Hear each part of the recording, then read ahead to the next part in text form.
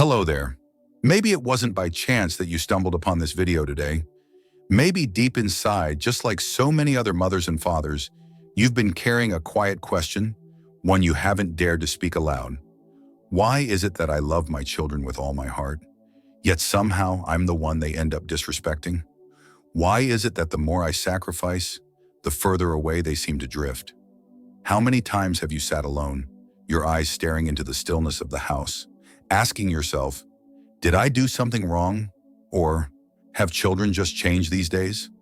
Sometimes the pain doesn't come from how your children treat you, but from no longer being heard, no longer being the one they come to when they need to talk, no longer being the voice that carries weight in the very home you spent your whole life building. But today, I'm not here to blame your children. I'm here to help you uncover a deeper truth. That respect isn't something you automatically receive just because you're their parent. It's an energy you must embody, so they can't help but look back and see you again.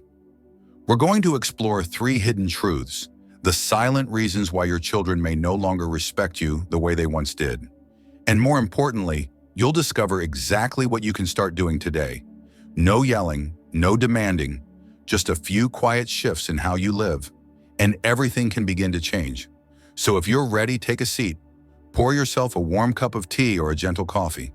Because today, we're not just going to talk about your children. We're going to talk about you, a person worthy of respect, not because of a role, but because of the values you carry. And if you've ever felt quietly pushed to the edge of your child's life, leave a comment with the words, "I'm ready to be respected again." Just one sentence, but who knows? It might be the first page of a brand new chapter in your life. And don't forget, at the end of this video, I'll be sharing with you a powerful shift that few people talk about, but one that has completely changed the way many parents are seen by their children. So now, let's begin. Hidden truth number 1, and the very first truth, the one that quietly cracks the bond between you and your children, is this: you gave too much, but stayed silent for too long. There's something strange that happens when you give everything without saying a word. You think silence is noble. You believe that true love doesn't need to ask for acknowledgement. But in today's world, especially among younger generations in the US, what isn't named gets taken for granted. I once knew a mother named Linda. She did everything for her kids, cooked every meal, paid for college, bought their first car, even paid for their weddings. But she never told them, never said, "This is what I did to make all of this happen for you," because she thought, they'll understand. But what followed wasn't gratitude, it was entitlement. Her son, now in his 30s, would text her for help as if she were his personal bank. Not because he was ungrateful, but because he had never been taught that his mother had given so much. No one had ever shown him that what he saw as mom's duty was actually a lifetime of sacrifice. You see, love without direction becomes invisible giving, and what's invisible is easily forgotten. I'm not saying you should count every dollar or drop of sweat you've shed, but I believe that every sacrifice, when shared with clarity and pride, plants one powerful seed in your child: respect. Try it just once. Instead of doing everything in silence, say to your child, "I did this for you, not because you asked, but because I love you. But I am still a person, and I hope you can see that." You're not demanding. You're helping your child open their eyes. And sometimes that simple act becomes the very first step in teaching your child to respect you. Not out of obligation, but from the heart. Hidden truth number 2, loving your children fully, but forgetting to love yourself. If the first truth was about silent sacrifice, this second one is even more heartbreaking, because it's when you're still present in your children's lives, still loving them with all your heart, yet slowly fading out of your own. I once met a father named Robert. He had once been an aircraft engineer, passionate about photography, a regular camper, with a circle of old friends he'd meet every weekend. But when his children grew up and moved out, he began putting away pieces of his life, like folding up a tent no one sleeps in anymore. He stopped camping, stopped taking pictures. He declined invitations from friends, worried he'd miss a call from one of his kids. Eventually, he woke up each day for no real reason, just waiting for a message. waiting for a phone call, waiting for a reason to feel like he still mattered. And yet, the more he lived for his children, the more distant they became. One day, his son looked at him across the dinner table and said, "Dad, you don't do anything but sit around all day. You don't need to check in on us so much." That one sentence felt like a knife to Robert's heart, because he had given up his entire identity to stay close to his children. And yet, all he received in return was the exhaustion of a younger generation who craves people that know how to live for themselves. In American culture and in human nature, we respect people who have their own rhythm, their own passions. When you let go of your hobbies, your social life, your independence, and make your children the center of your universe, you unknowingly send this message: I have nothing left. I only exist because of you. And that, though painful, makes your children stop seeing you as someone who still has worth. Instead, show them that you are still living, still learning, still finding joy in your days without waiting for someone else to provide it. Let them see that you are your own world, independent, alive, and magnetic. And when that happens, they won't return out of obligation, but out of admiration. Hidden truth number 3, seeking attention through guilt. There are words that may sound like harmless complaints, but to your children, they can feel like silent accusations. I'm so lonely. No one remembers me anymore. I'm just an old man now. Nobody needs me. You don't mean to blame. You just want your child to understand that you're longing for a hug, a phone call, a simple message. But what you may not realize is this: those words don't bring your child closer. They push them away. Why? Because when you use loneliness as a way to hold on, your child feels pulled into a place of guilt and emotional obligation. And for younger generations in America, they don't respond to guilt the way their parents once did. They don't feel moved. They feel exhausted. They feel like they're being dragged into emotions they didn't create, but are now expected to fix. I once heard a young woman say she always felt like a terrible daughter, not because she did anything wrong, but because every time she called home, her mom would say, "I thought you forgot about me." And the result? She called less. Not because she didn't love her mother, but because every call made her feel like the villain. Can you see it now? The painful truth is, when you seek attention through guilt, you don't pull in love. You create discomfort, but you don't have to do that. You don't need pity to be loved. You deserve respect, not because you're sad, but because you are strong. So instead of saying, "No one calls me anymore," try saying, "I just baked cookies from that cooking class. So good." You might be surprised how fast your child responds, not out of guilt, but because you're showing them that you're still living and living well. That's when they come back, not out of duty, but out of admiration. There's something that many parents, especially those who were born and raised in traditional Asian cultures, often don't realize when living in the US. Here, respect doesn't come from your role, it comes from how you live. In many countries, being a parent automatically places you in a position of power, someone who should be obeyed without question. But in the US, from a very young age, children are taught this: respect is not a duty, it's a choice, and you only earn it when you're someone worth respecting. That may sound painful, but it's the truth. For younger generations in America, especially millennials and Gen Z, parents are no longer seen as untouchable authority figures. They see you as another adult in society, and what earns their respect isn't your sacrifices. It's not how hard you work to raise them, it's how you're living now. In American culture, there are 3 things that truly earn lasting respect from grown children. 1. Emotional independence. Parents who don't overreact, who don't cry to guilt their kids, who don't place emotional burdens on them. These are the ones younger people admire.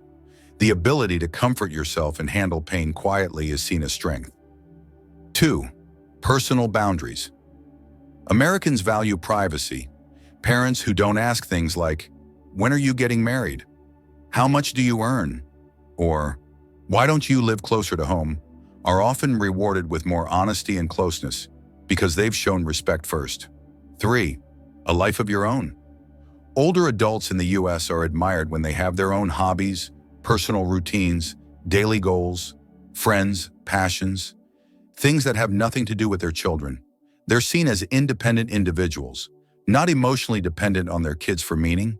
That's when admiration begins to grow. Can you see the common thread?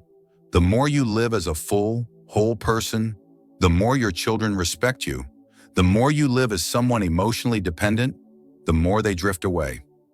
Loneliness doesn't make people come closer.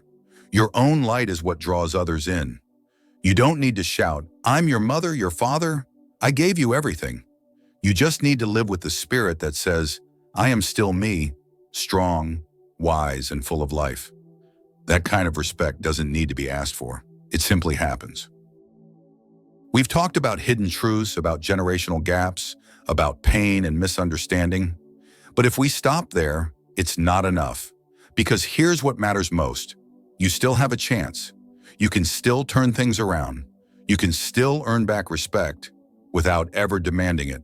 All it takes is 5 small actions with powerful impact. Action number 1, step back so they can step forward. Sometimes the best thing you can do to preserve connection is not to send another text or make another call. It's to pull back at the right moment. You know the feeling. You text, "What are you up to?" No response. You call, no answer. You think, "They must be busy." Then you call again. And slowly, you become the one chasing while your child drifts farther away. But here's the truth no one says out loud. Respect doesn't grow from constant presence.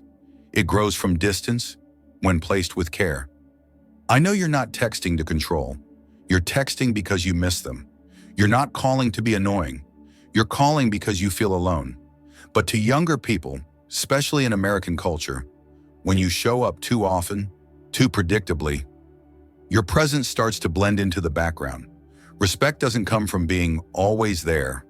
It comes when they have to walk toward you on their own. Next time you reach for your phone, tempted to type, "I've been waiting for you all day," pause. Instead, write in a notebook, "Today I missed my child, but I also missed myself." Then step outside. Buy yourself some flowers, take a stroll in the park, or simply play your favorite music, just for you. And then something strange happens. When you stop chasing, they start noticing.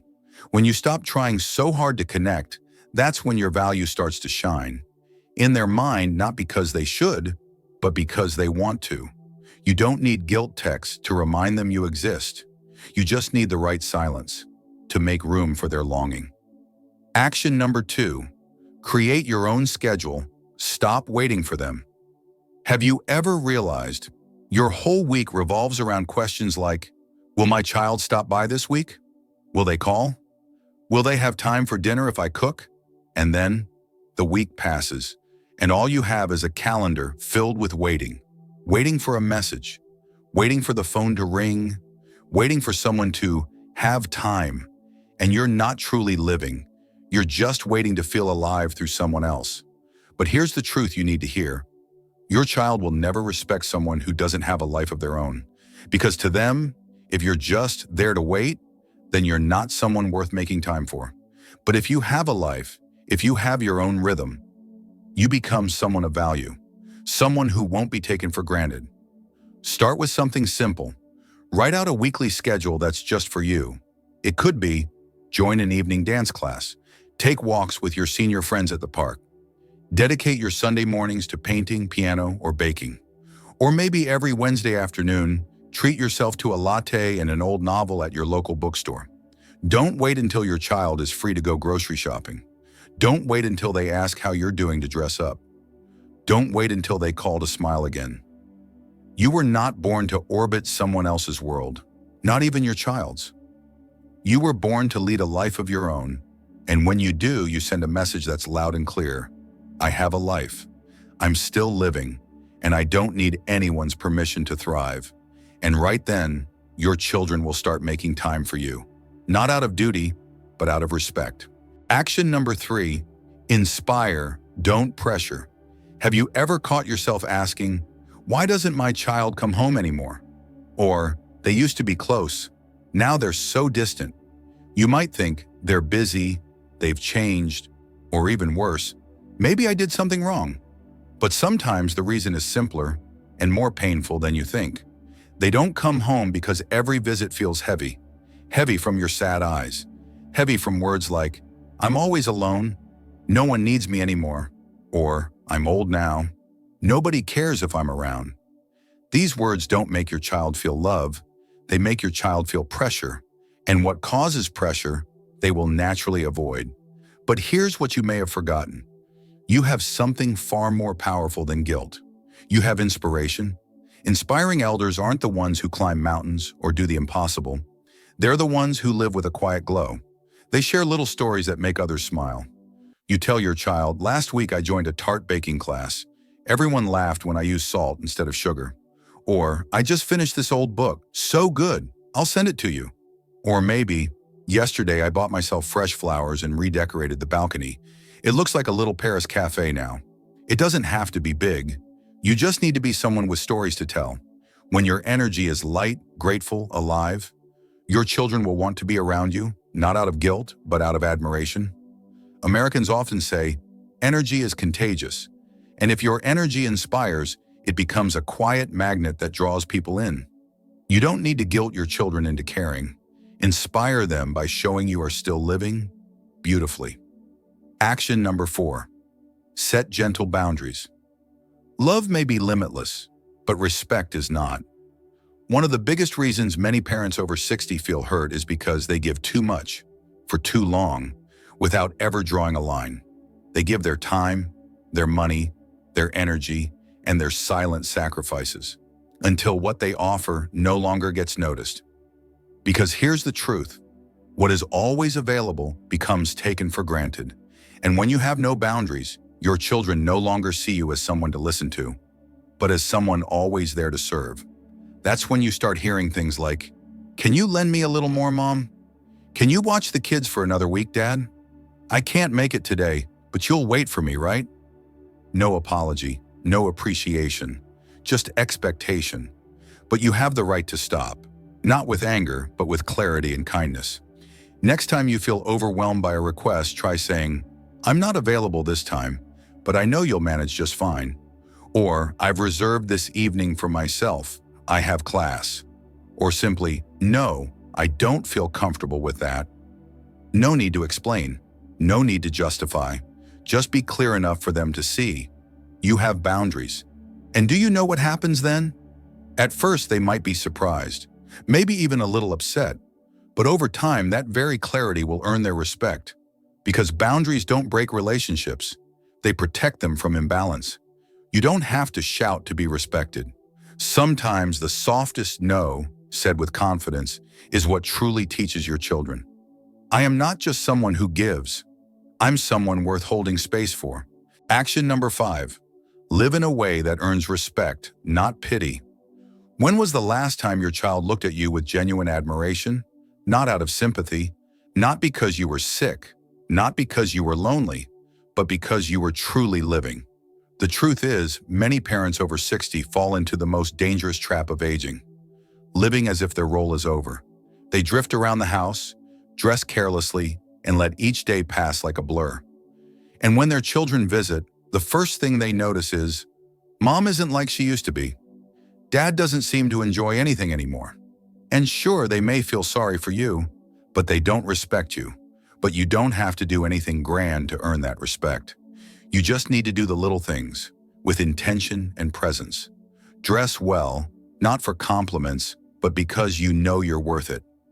Find a passion, painting, gardening, podcasting, writing your memoirs, anything that makes you feel like you're still contributing something valuable. Keep one story each week to share about something you learned, something new you tried, or a friend you reconnected with. And soon enough, you'll notice, when you live with spark, style, and your own rhythm, your children will start bragging about you with pride. They'll say to their friends, "My dad's learning oil painting now," or "My mom just came back from yoga. She's more flexible than I am." They won't need to say, "I love my parents," because respect doesn't need words. It shows in their eyes and the way they talk about you. Don't live to be pitied. Live in a way that makes your children say, even in their later years, my parents are still the most admirable people I know. Because you are not just a memory. You are living proof that aging can still be beautiful, bold, and worthy of pride. And if you've stayed with me until now, I believe there's a part of you that's ready, not just to be loved, but to be respected. You see, respect from your children doesn't come from sacrificing more. It doesn't come from texting more, calling more, reminding more. It comes from quietly living a life that is full, meaningful, and filled with your own light. When you step back at the right moment, your children will step forward. When you start living for yourself, they'll want to be around you. When you replace guilt with inspiration, your children won't just love you, they'll be proud of you. Don't wait for everything to fall apart before you decide to change. Don't let old age be a chapter filled with regret. Let today be the moment you begin living as the kind of person you, yourself, would want to sit beside as a child, just to learn how to truly live. And now I want to ask you something. What will be the first step you choose to take toward being respected, without ever having to ask for it? Leave a comment with the simple line, "I'm ready to live with dignity and light." Just one sentence, but it could be the very start of your new chapter. If this video helped you see yourself more clearly, if it brought you hope or a sense of direction, please like, subscribe, and consider supporting the channel through Super Thanks. When you do, you're not only helping this message reach more people, you're also spreading healing to thousands of other parents around the world who need to hear these words. And if there's a specific topic you'd like us to explore, loneliness, joy in aging, or how to rebuild a broken bond with your children, please comment below. We're here for you. In the next video, I'll be sharing what happens when your children no longer need you, and why that might be the moment you finally find freedom. You won't want to miss it. And finally, remember this one truth. You don't need to shout to be seen. You just need to live in alignment with your own worth, and respect will find its way to you, because you deserve a life that is whole, radiant, and deeply fulfilled, even if others have forgotten that. Thank you for spending this time with me. I'll see you in the next video. And don't forget, you are not just surviving, you are still shining.